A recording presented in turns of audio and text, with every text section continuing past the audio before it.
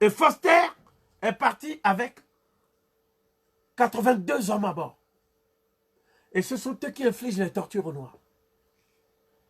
Donc, Foster arrive à Ouida. Il arrive à un rade de Lomé. Mais il vient souvent au Dahomey. Il a fait plusieurs traversées. Et on comptait l'équivalent de 3 millions de dollars au bout de 4 traversées. C'est dire si c'était lucratif. Et il ne payait pas d'impôts. Donc, il a maintenant, ses descendants ont plusieurs résidences en Alabama. Mais ensuite aussi, le Kentucky. Et dans le Kentucky, il y a des gens qui ont effectivement fait fortune également. Mais qui sont-ils? Parmi les descendants de négriers qui ont fait fortune, il y a celui qui a créé le KFC. Et c'est là-bas où les Noirs vont manger, n'est-ce pas? Donc rapporter l'argent encore à ceux qui ont vendu nos parents. Et c'est là-bas aussi où on a fait une enquête pour dire que les poulets sont cancérigènes. Donc quand vous regardez sur tous les KFC, en médaillon, vous voyez le monsieur. Ouais. Et donc les Noirs sont ceux qui consomment chez ceux qui ont pris l'argent gratuitement, que leurs parents travaillent des siècles. Et vous ne verrez jamais un juif consommer chez un nazi. Donc, cela donne une idée des névroses. Vous voyez?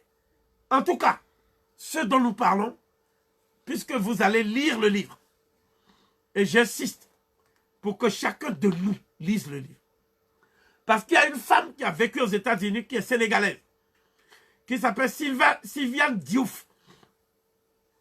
Et elle a écrit un livre très important intitulé Dreams of Africa in Alabama.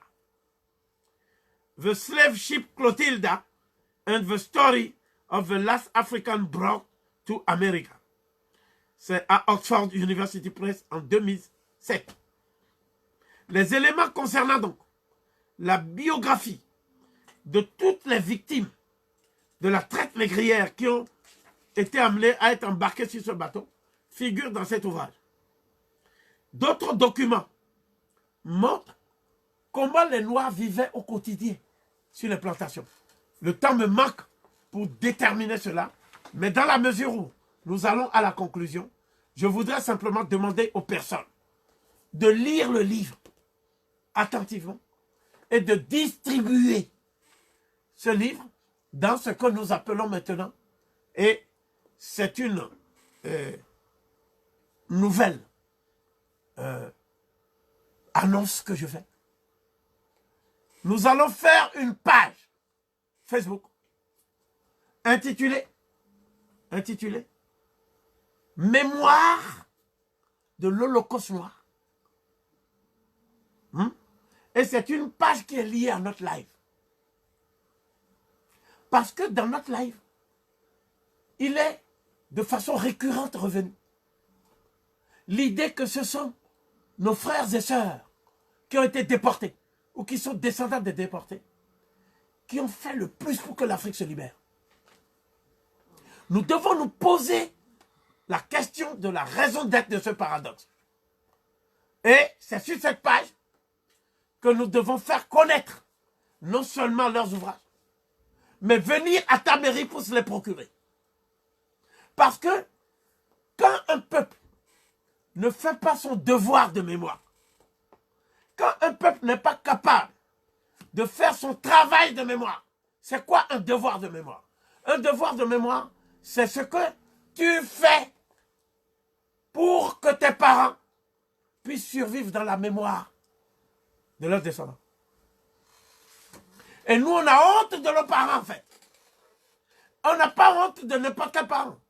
On a honte des parents qui ont résisté, qui ont refusé d'être chrétiens, d'être musulmans et tout ça. Ceux-là, nous les appelons des féticheurs, des diables, de tout ce que vous voulez. Mais les parents qui ont décidé d'être chrétiens, d'être féticheurs, d'être musulmans, d'être tout ça, c'est-à-dire de travailler pour la perpétuation des névroses des nègres. Eh bien, nous disons que ce sont nos parents que nous mettons dans nos albums. Nous en sommes fiers. Et quand nous n'avons pas ces parents à mettre, nous mettons maintenant des blancs imaginaires en disant nous sommes leurs descendants.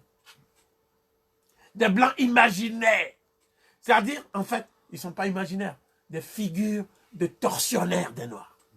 Nous les mettons en disant voilà les gens dont nous descendons. Parce que les autres, nous en avons honte. Ils font la magie noire. Ils font du fétichisme. Ils font de l'animisme. Et on ne peut pas comprendre raisonnablement que ta mairie live puisse faire la publicité de féticheurs. Eh bien, je voudrais dire quelque chose aujourd'hui. Moi, j'honore la mémoire des féticheurs. J'honore la mémoire des diablotins noirs. Pourquoi? Parce que c'est eux qui sont les vrais hommes de Dieu. C'est eux qui ont fait la maths. Ce sont eux qui ont été honnêtes dans leur vie. Mais ceux dont les Noirs font commerce de perpétuer leur mémoire, ce sont des criminels. Ce sont des criminels.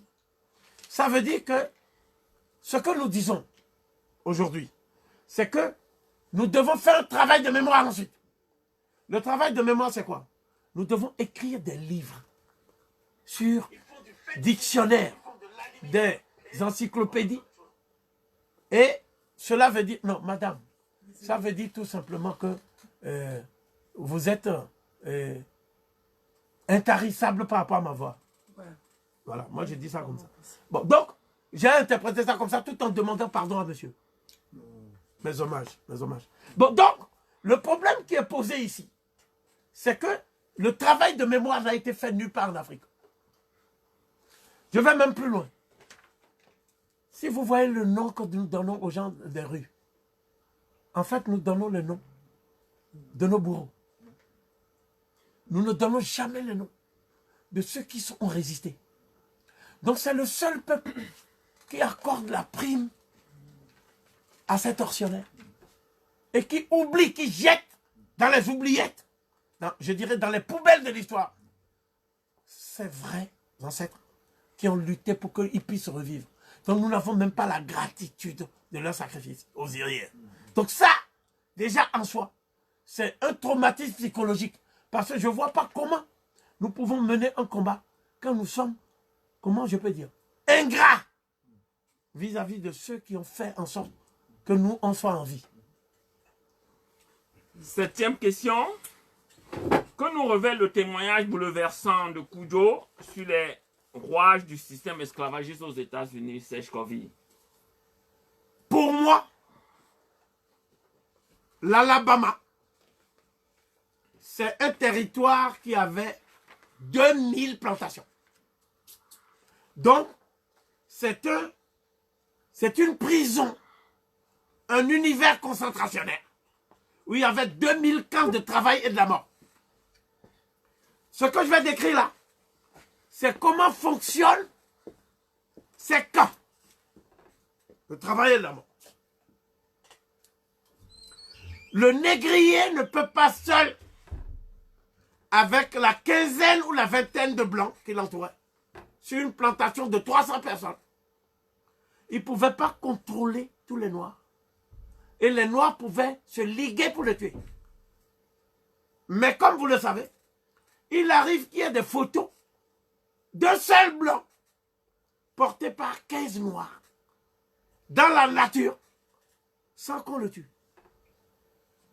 Donc la question qui est posée, c'est comment vous portez un homme qui a le casque colonial, qui est habillé en blanc, et il dit qu'il est quoi? Missionnaire. Il dit qu'il est quoi? Explorateur. Il dit qu'il est quoi? Commerciant. Et tout ça. Mais il a toujours le casque. Donc c'est un auxiliaire de la colonisation, reconnaissant pas le casque. Et vous le portez sur 15 km et personne ne descend pour le tuer.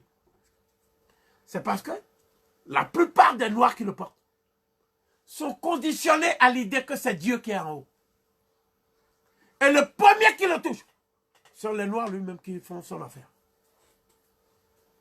Cela s'appelle tout simplement le conditionnement mental et psychique. Nous sommes conditionnés. C'est comme ça que l'Occident nous gouverne. L'Occident nous gouverne parce que même s'il n'y a pas présence des Blancs, il y a des Noirs qui ont des réflexes pavloviens des Blancs.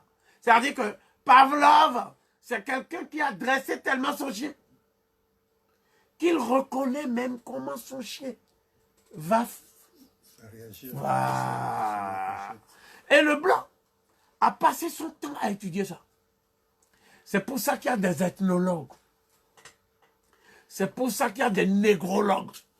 C'est pour ça qu'il y a des bantoologues. C'est pour ça qu'il y a des mélanologues. Qui est un négrologue? Un négrologue, c'est quelqu'un qui étudie les réflexes de conditionnement du nègre face au nègre. Parce que face au blanc, le nègre est inexistant. Mais il ne peut déployer ses facultés de félin ou de canidé que contre d'autres noirs. Ça s'appelle la délocalisation du transfert d'agressivité. C'est-à-dire, au lieu que les noirs se liguent pour attaquer le blanc, qui est le tortionnaire véritable, les noirs s'attaquent entre eux en disant que c'est tel noir qui est responsable du fait qu'il souffre à cause de machin. Donc, cela va donner ceci.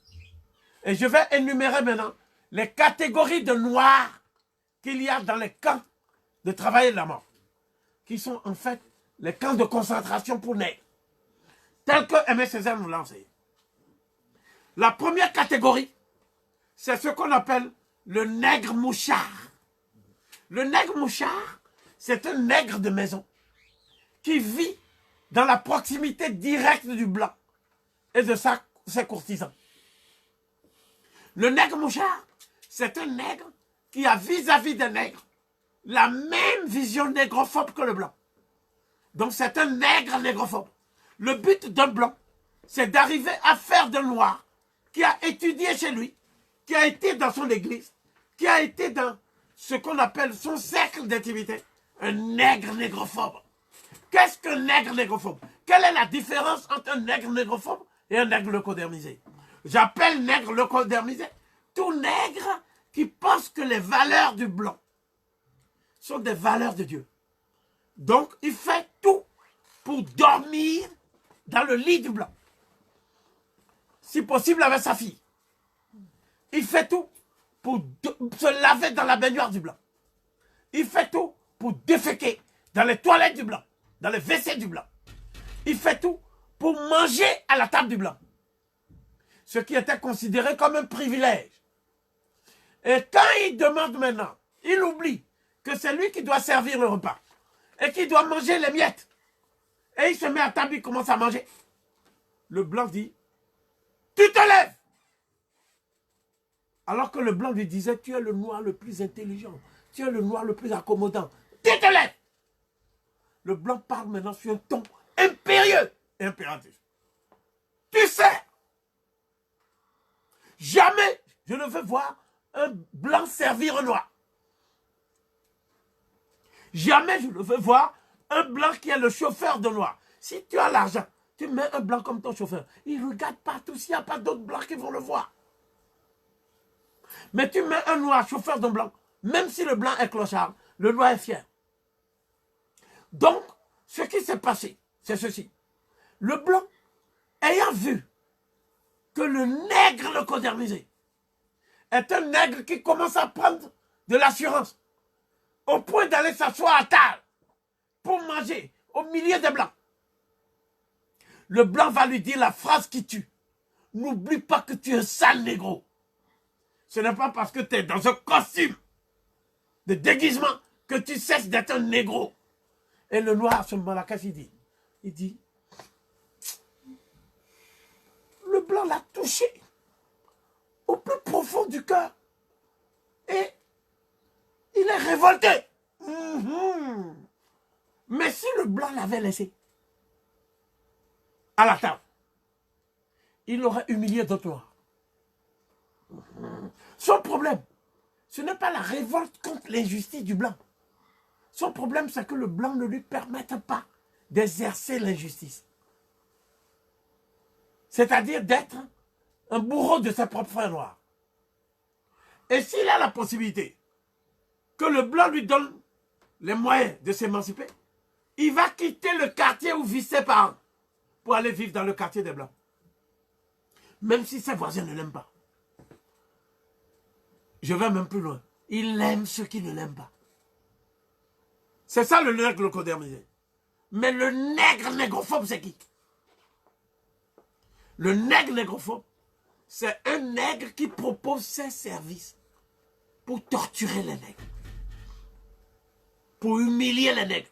Parce que, observez bien, quand un blanc voit un noir qui humilie les noirs, il boit du petit lait. Mais il fait semblant, non, va pas trop loin.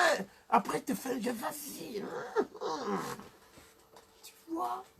Et le noir prend plaisir à humilier un noir devant son maître blanc. Donc, j'en viens à la deuxième catégorie sur la plantation. C'est le nègre fouettard. Parce que, s'il n'existait pas le fouet, on ne pourrait pas donc dresser le nègre. C'est-à-dire l'objet du dressage, c'est le fouet. Mais ils disent aussi que pour dresser les femmes, il faut un martinet et un fouet. Donc c'est la même chose. Donc ces gens, qu'est-ce qu'ils ont fait? Ils disent aux Noirs, à tout bout de champ, parce qu'on dit que psychologiquement, pour qu'un Noir comprenne qu'il ne sera jamais libre, il faut le fouetter sans raison. Donc, il y a des séances qu'on appelle des séances de défoulement et d'entraînement des nègres fouettards. Donc, on prend un nègre comme ça. Donc, il y avait un jeune nègre sur la plantation déjà. Et ce jeune nègre, il n'avait pas récolté assez de coton. Donc, le maître lui a dit de venir pour qu'on le fouette sans raison. Il est venu, on l'a fouetté. 120 coups de fouet. Et on met du piment dans les plaies. C'est un nègre qui fouette. Et le blanc boit du rhum et est content. Et il dit, si tu ne le fouettes pas bien, on te fouette toi. Mais je vais lui dire, celui que tu fouettes là, je vais lui dire, lève-toi et toi fouette-le. Comme il a refusé de faire son travail de nègre fouetteur, toi montre-lui que tu peux prendre son travail. Donc, on le fouette. Et quand on le fouette bien là maintenant, on lui dit de remercier celui qui l'a fouetté. Parce que grâce à lui, il a pu être bien dressé. Mais ce qui était grave dans les archives que j'ai vues, de déjà, c'est un négrier. Il a demandé à la mère de l'enfant de venir. La mère est venue. Il a dit à l'enfant de se déshabiller, alors qu'il avait plein d'échymoses déjà. Et il a dit de coucher avec sa mère. L'enfant a refusé, dans une réaction d'horreur. La mère aussi. Le négrier a dit au nègre fouettard de fouetter la mère, jusqu'à ce que mort s'en soit. Au moment où le nègre fouettard s'apprêtait à fouetter la mère se jette sur l'épée. Dans la confusion. Et au lieu de tuer le négrier, elle tue son fils. Et elle se tue. Pour éviter que son fils ne couche avec. Or, se tuer, c'est la plus grave chose qu'on puisse faire dans la race noire. Le suicide est interdit. Ne se suicide que celui qui n'a plus de famille. Le suicide est interdit. Donc ça veut dire que pour éviter le déshonneur, le noir est prêt au suicide. C'est-à-dire ce qui est interdit. Donc ça, c'est un peuple très noble. Mais il y a plus grave. C'est le nègre étalon. C'est qui le nègre étalon? C'est le nègre qui doit absorber chaque matin un breuvage qui est fait de rhum. Donc il y a un rhum qu'on appelle picotin. Et ce rhum-là, c'est comme le soda bio bénin. Sauf que c'est plus sucré. On met dedans de la banane qu'on a écrasée. On met dedans de la mangue, du jus de mangue.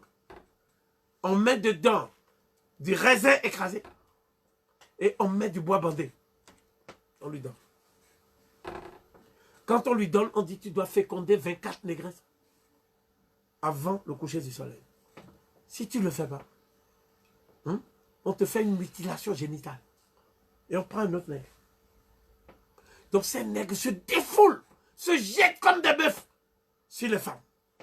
Donc ces nègres sont détestés par les femmes noires. Mais à un niveau comme vous ne pouvez pas imaginer. Parce que quand ils arrivent, la femme noire voit sa torture déjà. Donc, c'est tout ça qui fait que le nègre, quand il sort de l'esclavage, il devient maintenant un objet volage non identifié, qui ne fait que des enfants à droite à gauche. Et c'est ça qui fait qu'il n'y a que la femme qui souffre. Donc, famille monoparentale, 90%.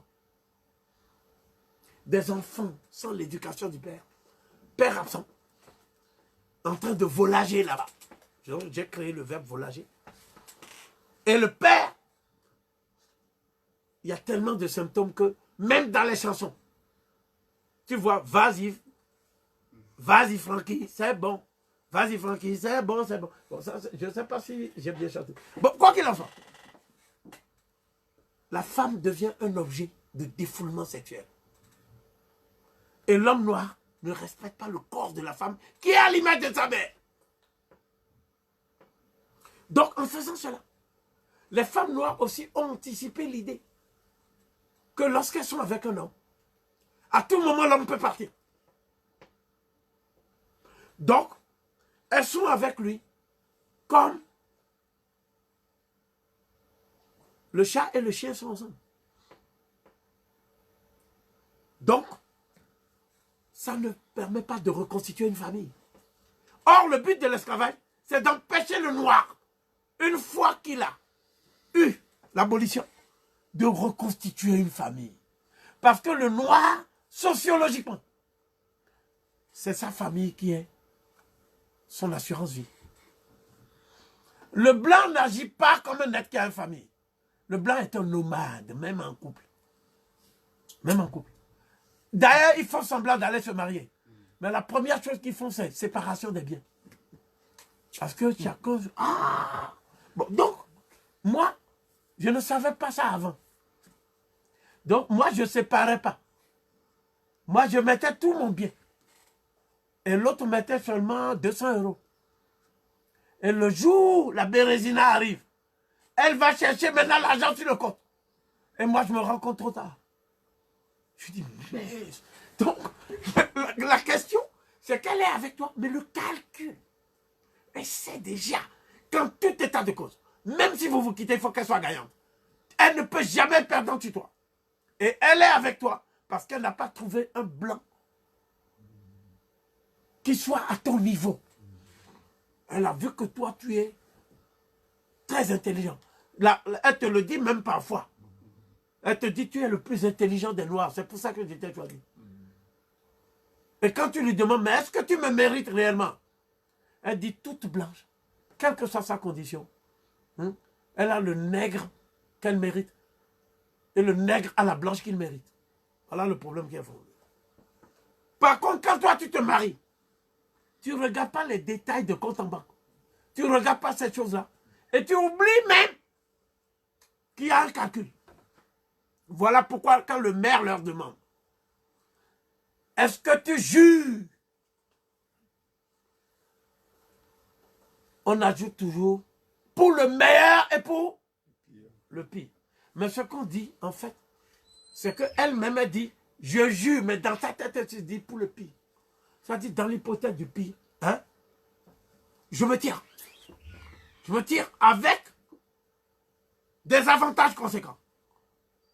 Et je garde la maison. Je garde. Il ne faut que garder. Tu vois. Mais ils ne gardent pas les dispositions du cœur. Ils n'ont pas de cœur. Donc, la question qui se pose, c'est que le nègre négrophobe est comme eux. Et traite les femmes comme eux, ils traitent les femmes. Voilà pourquoi nous devons mettre nos femmes à l'abri des nègres négrophobes. Et que moi, je vais créer bientôt une Je crois que Narmer s'est Non, inquiété. non, pas du tout. Non, par rapport à ce que je vais dire. Non, non, pas du tout. Pas du tout, vas-y, vas-y. Voilà. C'est-à-dire une agence matrimoniale kémite. Pour mettre les nègres, les kémites, face à des sœurs kémites, des sœurs de cœur. Et les autres nègres négrophobes, on les envoie là-bas vers, je ne sais pas qui. Le néon, le leucoderme. Non. Si je dis maintenant la leucoderme, on va dire, Corvi a dit les leucodermes. On les envoie vers les nomades. On les envoie nomadisés. Donc, ce que je dis ici, il existe un nègre, à part le nègre étalon. Il existe maintenant un nègre qui, lui, est le nègre espion. C'est-à-dire que, quand vous vous réunissez, c'est lui qu'on appelle complot nègre, c'est complot chien. C'est-à-dire, quand les nègres font un complot, il y a un chien qui aboie pour que le maître dise « Ah, ils sont en conclave ». C'est lui. Donc, il n'y a jamais de rencontre sans un nègre espion. Voilà. Hein? Et donc, le blanc sait déjà qui est le nègre espion. Parce que si tu es bien un nègre espion, le blanc te fait rentrer maintenant comme nègre à la maison. Et le nègre à la maison dégage. Parce qu'il peut régresser aussi. Hein. Il y a maintenant des nègres empoisonneurs. C'est-à-dire que il y a des nègres, ils ont le poison. Donc on leur montre toutes les façons d'empoisonner. Tenez, il y a une façon d'empoisonner qui est très simple. C'est que les Noirs se retrouvent souvent, les rares moments, pour honorer quand même Jésus-Christ. Eh bien, au moment où on te sert ton breuvage, le poison est dedans. Et le maître se débarrasse de toi. Alors qui on empoisonnait? Les nègres qui préparaient la révolte. On n'empoisonnait jamais les nègres mauvais. Toujours les bons. Et quand on empoisonne, le blanc dit que c'est le noir qui a empoisonné. Qui fait preuve de magie africaine. Que c'est africain d'empoisonner. Alors que c'est lui qui dit empoisonne. Et puis il y a maintenant les nègres qui vont chasser les fuyards. C'est-à-dire les nègres qui chassent les nègres cimarrons, les marrons. On les appelle les nègres bergers de marrons. Berger allemand, berger chien. Et ces nègres, au lieu d'aller avec les marrons pour être libre, il va chasser les marrons. Et quand un marron est mort, pour prouver au maître qu'il a réellement chassé le marron, il emmène sa tête. Pour dire, regarde, je t'ai emmené. Le blanc dit, oh, mais tu es vraiment un bon nègre. Mais en fait, le blanc ne l'a franchi jamais. Parce qu'il y a une logique sous-jacente à ce système. Je ne parle même pas des nègres des champs. 6 h du matin, 23 h. Non, ça. Donc, il y a une logique à ce système. C'est la même logique que vous trouvez dans ce qu'on appelle le SAMU social. J'ai souvent fait la comparaison. C'est-à-dire que quand un noir va et a besoin de logement, a besoin de travail, a besoin de rester avec des gens qui seraient ses amis ou une nouvelle famille, de se reconstruire. Le blanc, il va d'abord dire au noir, va à tel endroit pour manger, avec un ticket, des soupes dégueulasses, vaudeville. Va à tel endroit pour prendre juste une pastille. Va à tel endroit. Donc les Chinois appellent ça pêcher des petits poissons pourris. On lui donne ça. Mais on ne lui donne jamais ce qui lui permet de pêcher lui-même et de sortir de sa condition. Parce que si on le faisait, le système social n'aurait plus personne. Donc en fait, le système social est une machine à précariser le nègre. Et bien c'est ça l'esclavage aussi. C'est-à-dire qu'on ne te libère pas. mais on te donne l'impression que tu as changé de condition, mais dans l'esclavage. Voilà ce que le blanc fait avec les Africains. Jusqu'à aujourd'hui en Afrique, que le blanc a fait ça, avec les nègres du Bénin. Donc, ce que je veux dire ici, pour que vous compreniez bien, il y a des nègres aussi qui souffrent beaucoup, c'est les nègres des moulins. Parce qu'ils sont obligés de prendre leurs mains pour aller chercher la canne. Et donc leurs mains sont toujours coupées. Les mutilations, les nègres des moulins. Donc, quand ta main est coupée, qu'est-ce qui se passe? Tu ne peux plus travailler. Si les deux mains sont coupées, tu ne peux plus travailler. Qu'est-ce qui se passe? On t'empoisonne. Donc, ce que je veux dire, pour moi, une plantation aux États-Unis, c'est le laboratoire de l'expérimentation quotidienne de la haine du nègre contre le nègre. Et c'est la haine du nègre contre le nègre que j'appelle la négro-autophobie ou l'autophobie nègre. C'est-à-dire le nègre hait le nègre. Mais il se hait lui-même en haïssant le nègre. Et c'est ce que cherchait le nomade. Donc ma conclusion sur ce point précis, c'est ceci. Comme je ne peux pas entrer dans les détails puisque vous ne sauriez en aucun cas lire si vous n'avez pas compris. Les premiers Noirs qui arrivent aux États-Unis arrivent le 2 janvier 1619.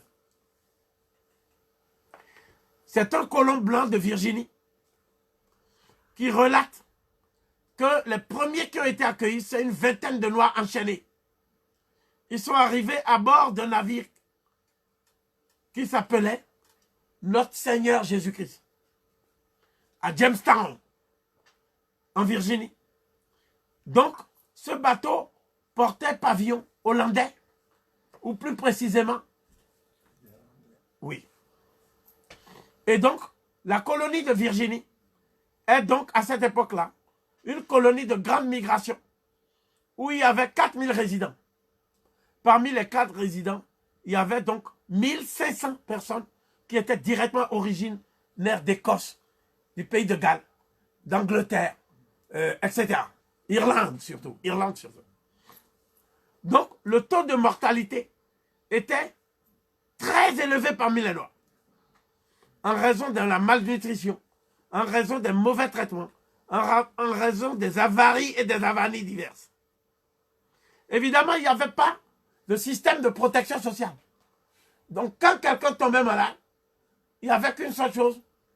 Soit il se suicide, soit on l'empoisonne. C'est-à-dire on le suicide. Soit il se suicide, soit on le suicide. Donc, pour conclure cette partie, ce que je vais vous dire, c'est qu'après, il y a eu plus de 10 000 bateaux qui sont venus.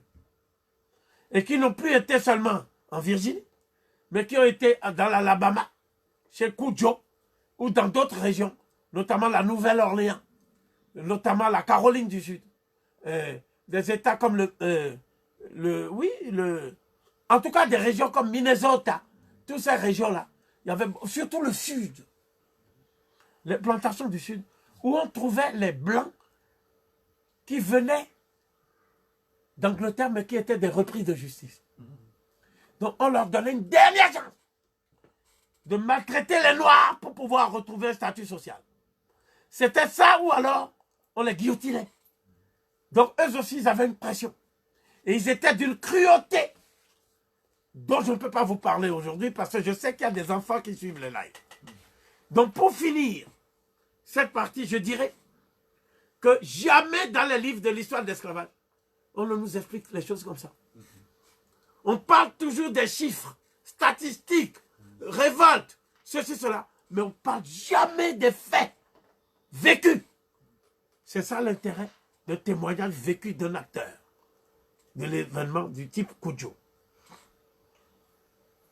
8e question. Est-il possible de reconstituer la vie quotidienne des esclaves sur les plantations du sud des États-Unis, Serge Covey?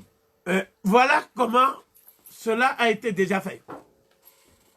Donc, Aline Helga, plus jamais esclave, de l'insoumission à la révolte, le grand récit d'une émancipation des Noirs, d'une émancipation. 1492 encore. 1838. Ça veut dire que nous sommes les seuls à parler de la période qui va de 1444 à 1442. On fait comme si cette période n'a jamais existé.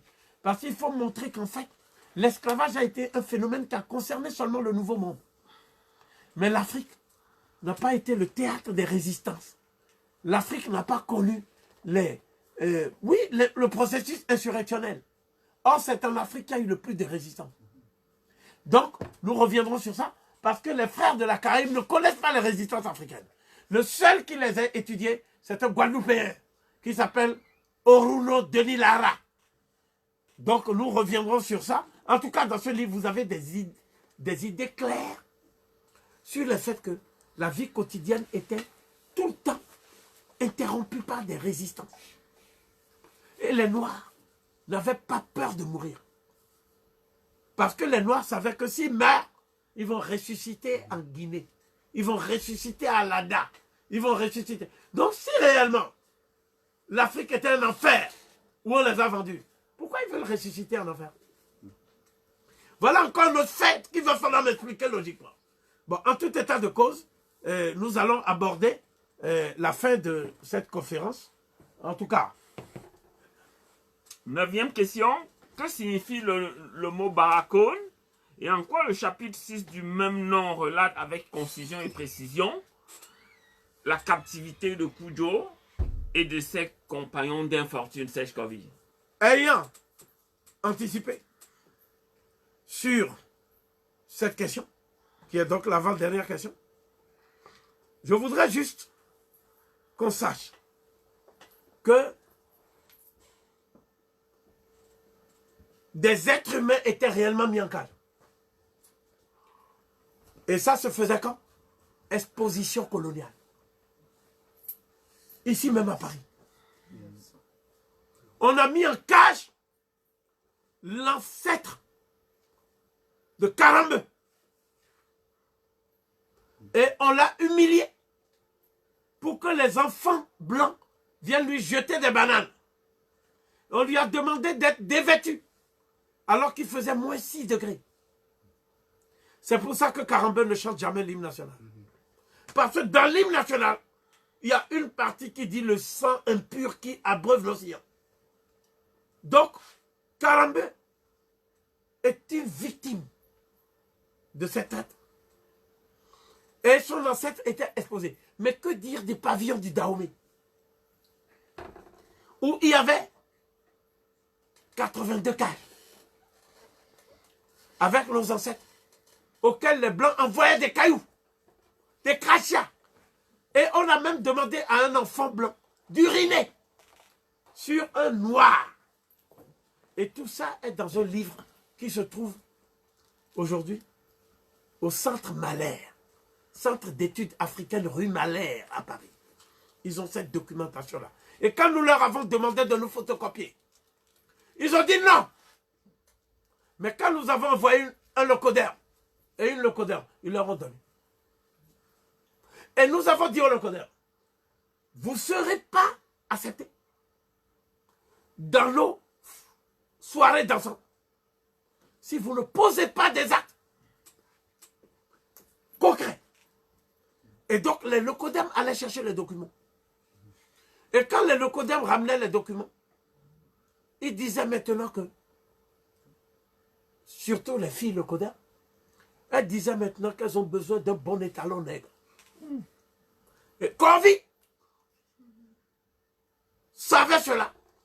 Mais Corvi n'a jamais servi d'étalon à qui que ce soit. Pour une raison simple. Pour une raison simple. C'est que dans la tête de ces gens-là, il y a toujours l'exploitation sexuelle en toile de fond. C'est-à-dire, j'ai dit que tout acte procède d'un calcul machiavélique. Même l'intimité. Donc, elle voulait rentrer dans nos organisations en disant qu'elles sont négrophiles. J'ai parlé tout à l'heure des négrophobes. J'en viens aux négrophiles. Je pense que les plus dangereux amis des Noirs, ce sont les gens qui disent qu'ils sont copains d'autres Noirs ou qui sont sortis avec des noirs ou des choses comme ça. Parce que je viens de montrer que on peut sortir avec un noir avec l'arrière-pensée de l'exploitation sexuelle. Ça ne veut pas dire qu'on est dans l'empathie avec le noir. On simule la sympathie, mais on reste un prédateur normal, même dans l'intimité. Donc, à partir de cette considération, nous disons ceci. S'ils veulent être utiles aux noirs, ils n'ont qu'à aller lutter contre la négrophobie dans leur propre race. Ils ne doivent pas rentrer dans des organisations des noirs pour les diriger. Nous, on ne rentre pas dans leurs organisations pour les diriger. Nous sommes toujours des faire-valoir de leurs organisations. Voilà pourquoi Marcus Garvey a dit que tant qu'il est en vie, aucun blanc ne rentre dans l'UNIA pour diriger l'UNIA. Et on n'a jamais vu ça. Jamais. Jamais. Donc, cela est expliqué dans ce livre, qui est le message au peuple, le cours de philosophie africaine donné par Marcus Garvey. Et ça s'intitule le leadership. Comment on devient leader chez un noir. Donc Marcus Garvey considère qu'un leader ne doit pas être pauvre. Parce que quand le leader est trop pauvre, comme il veut vivre au-dessus de ses moyens, il va devenir danger pour l'organisation. Un leader ne doit pas épouser la femme d'une autre race. Parce que s'il épouse la femme d'une autre race, comme nous savons que toutes les confidences se font sur l'oreille, il y a même un livre qui l'explique. Histoire d'amour de l'histoire de France. Donc nous ne pouvons pas prendre ce risque. Parce qu'il va confier tous les secrets de l'organisation sur l'oreiller. Surtout que je sais que quand on commence à faire des petits gris-gris au nègre, là, il devient même fou. Bon. Troisième chose. Un leader nègre, même s'il est autodidacte, il doit lire les livres et être un érudit et un savant. Parce qu'on ne peut pas présenter un leader inculte à la face du monde. Il doit être un savant. Donc, Garvey, je le dis aujourd'hui, était plus savant que Du Bois. Du Bois ne connaît rien devant Garvey. Du Bois a accumulé ses diplômes, mais c'était un nulard. Je reviendrai sur son cas. Ensuite, un leader doit être un stratège. Tu ne dois pas engager ton peuple dans des luttes où il va se suicider. Tu dois anticiper et être déjà dans la prévention. Un leader qui n'est pas stratège, il ne faut pas le mettre. Enfin, un leader doit prouver dans sa famille qu'il sait gérer sa famille. Un leader ne doit pas être divorcé, isolé, etc.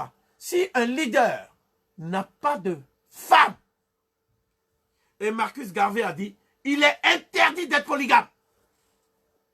Et Marcus Garvey lui-même, sa première femme, il lui a dit, ma soeur, je te donne ta liberté. Mais tu restes dans l'UNIA. Mais à partir du moment où il a dit ça, il ne l'a plus jamais touché.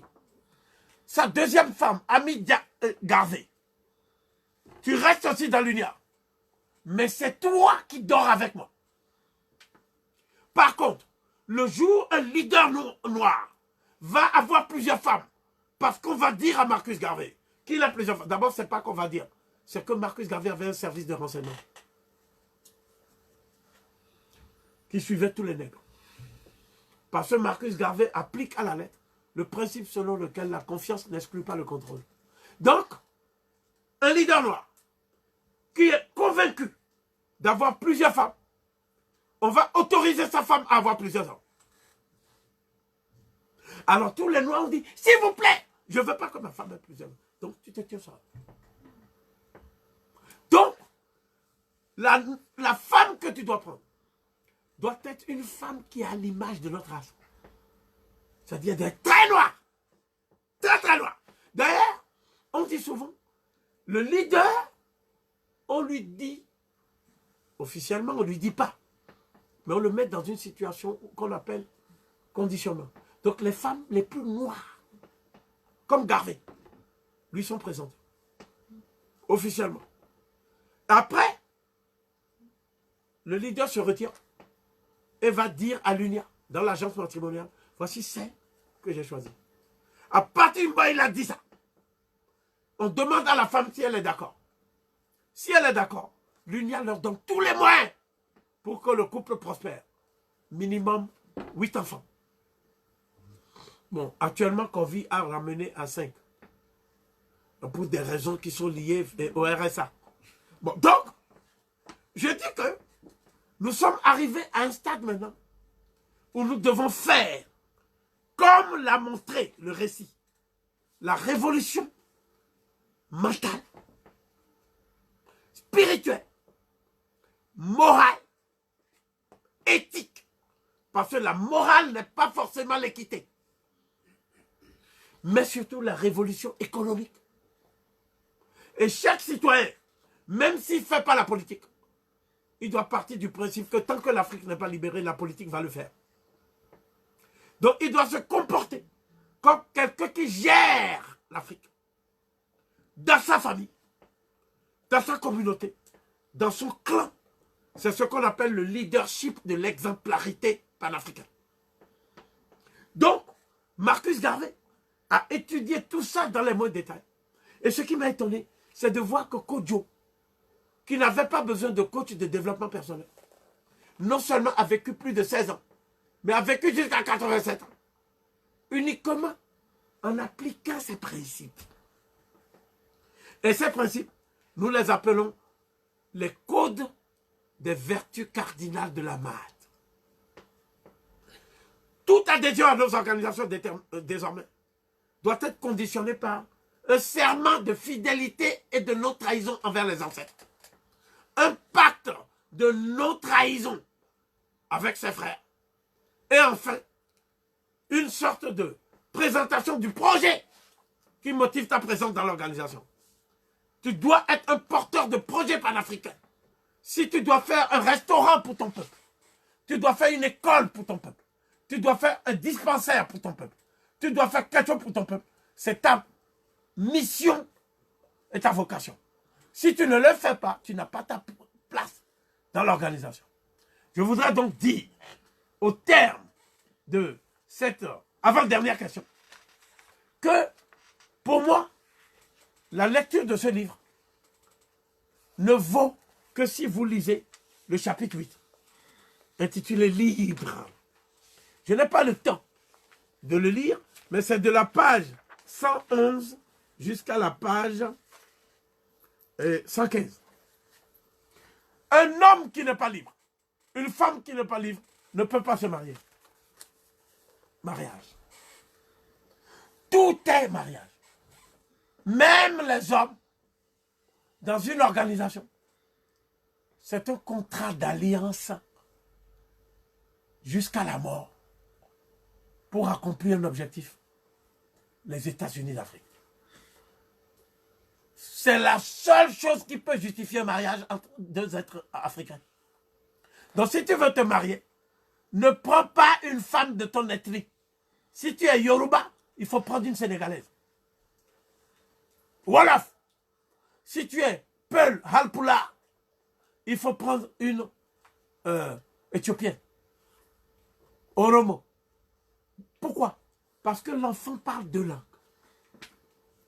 Donc l'enfant a plusieurs richesses. Un enfant qui parle déjà deux langues et qui prend encore, ses enfants prennent encore une femme de plusieurs pays. Ça veut dire dans la famille, il y a 6 langues. Ainsi de suite, ainsi de suite. Donc nous sommes des bilingues parfaits. Les bilingues, ce sont ceux qui demain vont rendre possible un dialogue sans filtre entre Africains. C'est ça que j'appelle le dialogue interafricain, qui sera le socle à partir duquel nous allons reconquérir notre identité perdue.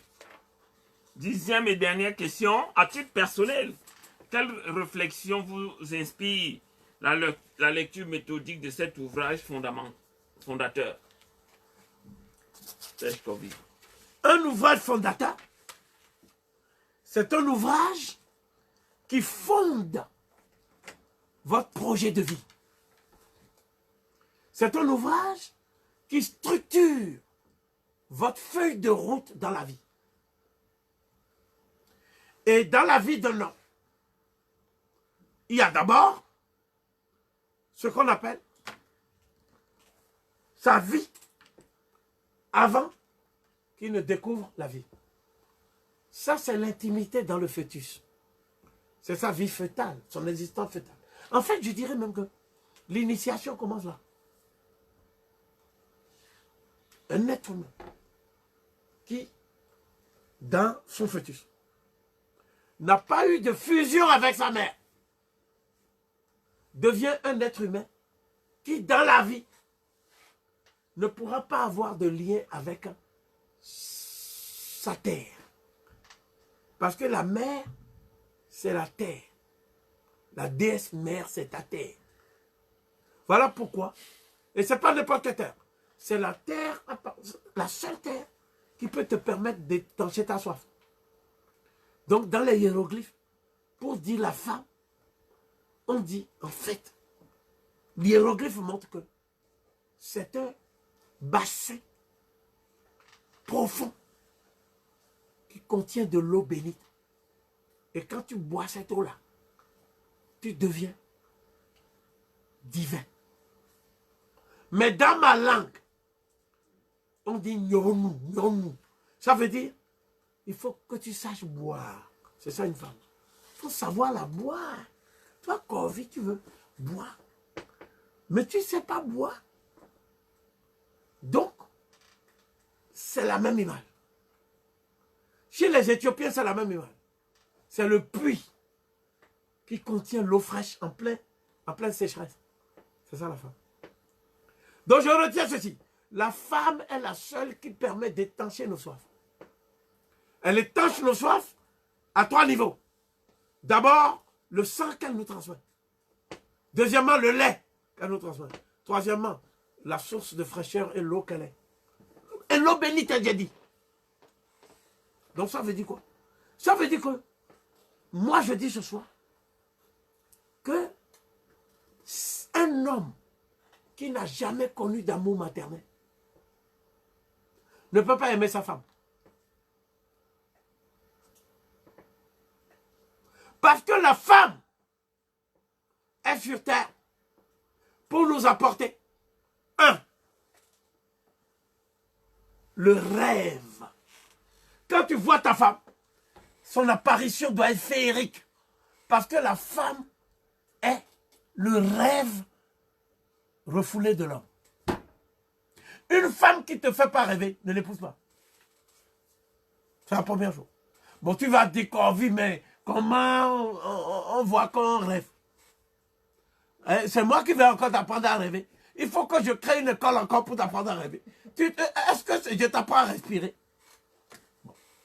Deuxièmement, la femme doit s'occuper bien de ton ventre.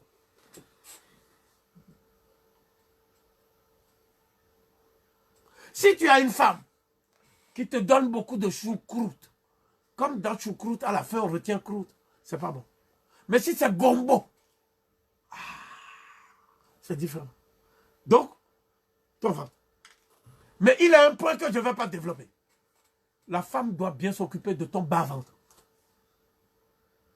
Ton bas-ventre. Parce que, comme nous le savons, l'harmonie fusionnelle avec ta femme, c'est une chorégraphie en fait. Et cette chorégraphie, c'est un ballet des deux corps en fusion. Et c'est de l'ordre du Kama Sutra.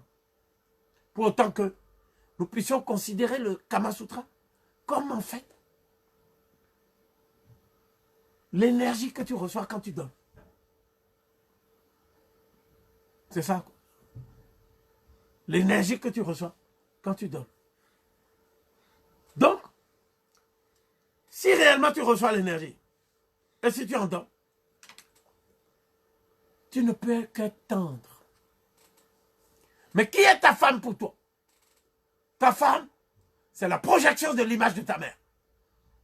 C'est la raison pour laquelle, lorsque tu es en danger, tu te réfugies auprès de ta femme. Ta femme, c'est la projection de l'image de ta sœur. Parce que il est des confidences que tu ne peux faire qu'à ta femme, comme tu le fais à ta sœur. Ta femme, c'est la projection de l'image de ta fille. Parce que ce dont tu rêves pour ta fille, c'est de trouver un compagnon qui soit exactement dans les mêmes dispositions affectives que toi vis-à-vis d'elle. Ça veut dire quoi? Ça veut dire que lorsque la femme devient femme, c'est-à-dire elle reconquiert le pouvoir que le matriarcat lui confère, la femme a donc un statut juridique reconnu, un statut social, un statut économique, un statut intellectuel, un statut politique. Jamais dans le monde, il y a une civilisation qui a fait ça en dehors de la civilisation noire. Jamais en Grèce, une femme n'a régné. Jamais en Rome, une femme n'a régné. Jamais à Israël, une femme n'a régné. Les femmes n'ont régné qu'en Afrique. Mais je vais plus loin. L'Afrique est le seul continent qui a montré toute une dynastie qui a que des femmes qui ont régné. Il n'y a pas un homme qui a pu se glisser dedans. Ça s'appelle la dynastie des Candaces. Alors qu'on vient nous parler d'afroféminisme, cela déclenche chez moi un fou rire. Donc j'ai dit, d'ailleurs, j'ai dit ceci. Moi je pense que la dégradation de nos femmes, aujourd'hui par les locodèmes, où nos femmes sur Internet demandent à vivre avec des vieux locodèmes de 70 ans qui ont des peaux de crocodile, ce n'est pas normal. La dégradation de nos femmes, la dégradation de l'image de nos femmes, c'est le premier attentat contre notre propre émancipation. C'est fait exprès. La séparation des couples, les familles monoparentales, c'est un plan dans lequel entrent les juges aux affaires familiales, les psychologues, les sexologues et tous les logs. Donc, ce que je dis, c'est que si on déjoue ce plan, nous allons créer déjà la base sociologique pour permettre à nos familles de faire ce travail de décapage mental, spirituel, et tout ça dont nous avions parlé précédemment. Et bien si je retiens quelque chose de ce livre, c'est cela. À savoir que Kodjo n'a parlé que des femmes de son entourage en je ne sais pas combien de décennies de captivité qui l'ont sauvé du naufrage. Les femmes l'ont sauvé du naufrage. Donc ça veut dire que même en esclavage, la femme noire a continué à jouer son rôle émancipateur. Et aujourd'hui, quel est le tableau de l'Afrique? Il n'y a qu'une seule femme qui est présidente à titre honorifique en Afrique, sur 54 États. Cette femme, elle est éthiopienne. Nulle part ailleurs, aucune femme n'a atteint la magistrature suprême. Mais chaque fois que des femmes ont dirigé l'Afrique, ou dirigé des partis politiques, comme Awaketa a dirigé le RDA, et tout ça, c'est là où il y a eu le plus de performances. Ça veut dire que le pouvoir de la femme n'est pas en conflit avec l'autorité de l'homme. Mais ce qui s'est passé, c'est qu'en reprenant le patriarcat des envahisseurs, musulmans, occidentaux, l'homme noir a ravi le pouvoir à la femme en utilisant la force brutale. Et comme il ne sait pas l'exercer,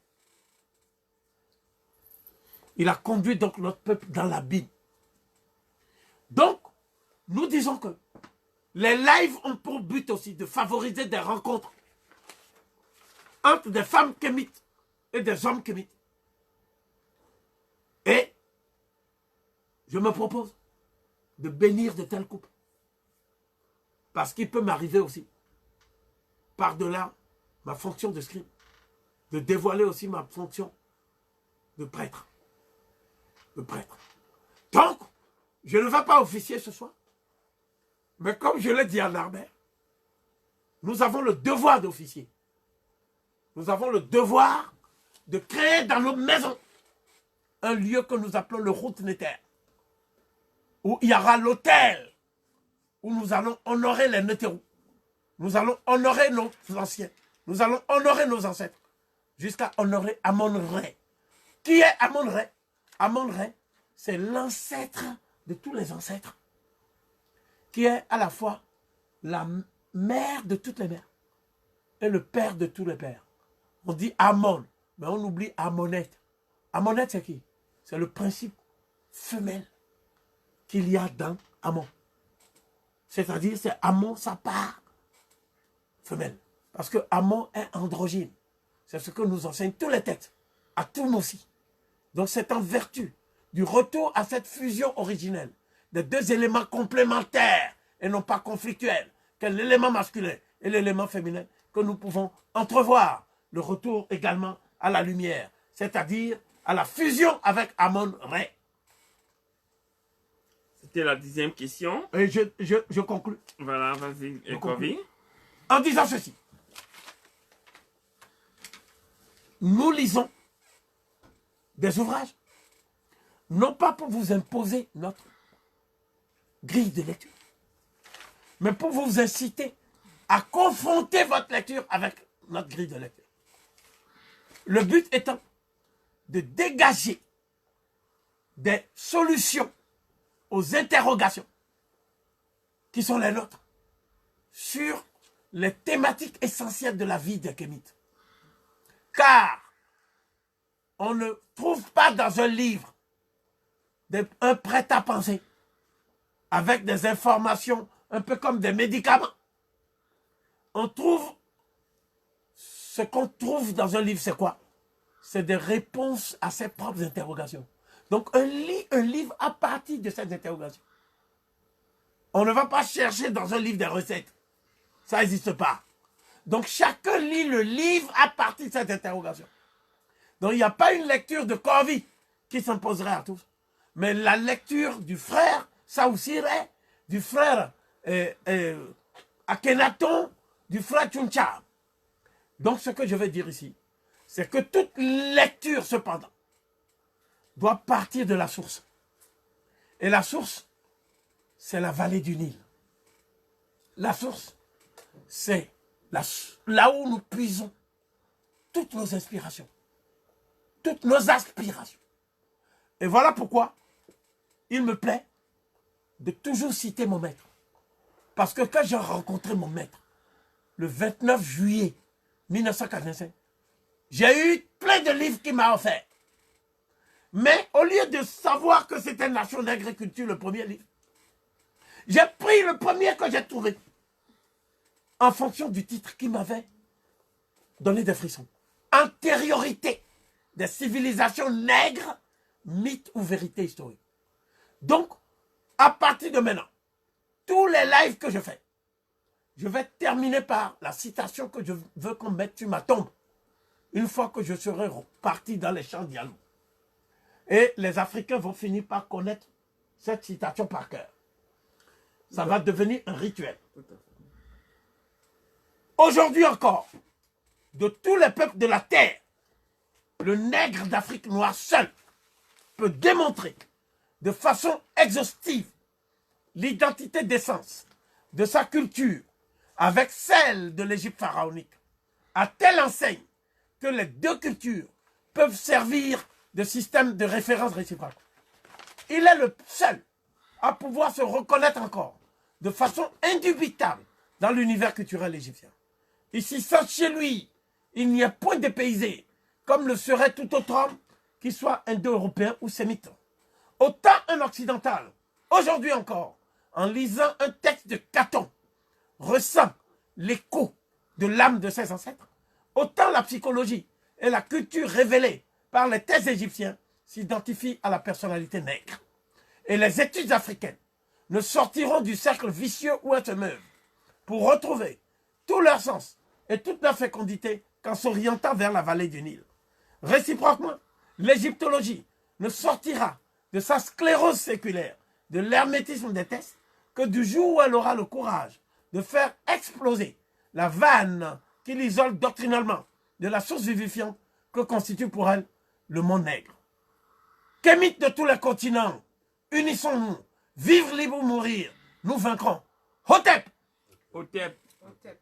Hotep. Merci disons, d'avoir été en notre compagnie pour ce 16e live. Voilà, ces lives qui, en 2 mois, nous ont déjà donné l'occasion de passer en revue de nombreux ouvrages tels que Nation nègre et culture, Le pouvoir noir, L'héritage volé, L'impératif afrocentrique, Femmes d'Afrique, La férocité blanche de l'égalité des races humaines, l'Afrique dans l'Antiquité, les damnés de la terre, The Destruction of Black Civilization, Christianity, Islam and the Negro Race, les Jacobins noirs, dont les vidéos sont disponibles en ligne sur le compte YouTube Tameri Sematawi Mahat ou sur la page Facebook Tameri Sematawi. Nous sommes joignables au téléphone 06 10 82 29 18 et vous pouvez nous écrire par mail à tameri75@aol.com. Pour ce week-end, nous accueillons à Tameri dimanche le Sèche Kovi qui va nous parler, disons, de Nelson Mandela. Nous accueillons samedi, donc demain, Dibomba Rimbok qui va traiter du sujet Osiris. Et en même temps, nous serons présents dans différents événements qui se déroulent à l'extérieur de la librairie. Et je vais laisser le soin au Sèche Kovi de nous parler de l'événement de demain. Oui, effectivement, je suis intervenant, officiellement invité de la ville de Nanterre, le collectif des associations Devoirs de mémoire de Nanterre organise la 9e édition de la commémoration de l'abolition de l'esclavage. J'interviendrai à partir de 15 h sur le thème suivant: l'histoire méconnue des résistances anti-esclavagistes des Africains de 1444 à 1906. Donc cette intervention, cette conférence publique sera donnée demain devant l'ensemble du corps municipal, de l'équipe municipale.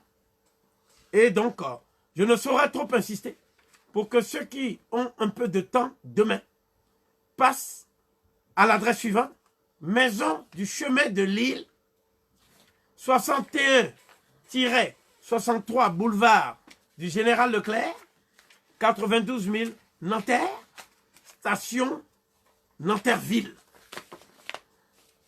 Ensuite, comme le disait si bien Narmer, dimanche, je ferai une conférence publique sur Nelson Mandela, la figure de Nelson Mandela, qui est passé aux yeux des Occidentaux de rebelles et terroristes à la figure d'apôtre de la paix cosmopolite.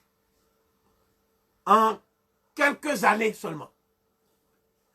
C'est-à-dire les 4 dernières années au cours desquelles il y a eu des négociations secrètes.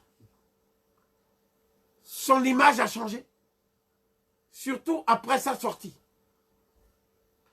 Je dirais même jusqu'à son séjour aux États-Unis, où il a dit qu'il reconnaissait le soutien de Kadhafi, le soutien d'Arafat, le soutien de Castro, comme étant des soutiens qu'il assume. Après ça, on a dit ok, il faut le décorer, il faut lui donner un prix. Et non seulement il faut lui donner un prix, mais des missions aussi. Il faut qu'il aille sur un bateau pour réconcilier Mobutu Moura avec Joseph Désiré Kabila. Et à partir de là, les Occidentaux ont monté, ce n'est pas Mandela lui-même, une sorte de Mandela Mania qui leur permet de faire des concerts pour avoir de l'argent, comme toujours, et pour essayer d'opposer Mandela à son peuple. Pour moi, quelqu'un ne peut pas faire 27 ans de prison et être un traître. Tu ne peux pas te priver de 27 ans de liberté pour ton peuple et être un traître. Donc, nous devons donner les choses avec les documents d'archives. Et cette perspective permettra de rendre Mandela plus humain, sans que nous soyons obligés de nous livrer à une entreprise iconoclaste. Donc cela se passera à partir de 15 h, ici à la librairie Tameri. Et je renouvelle mon appel à tous les kémites digne de ce nom, pour qu'il soit présent à cette conférence, qui sera une conférence de clarification historique. Hotep. Hotep.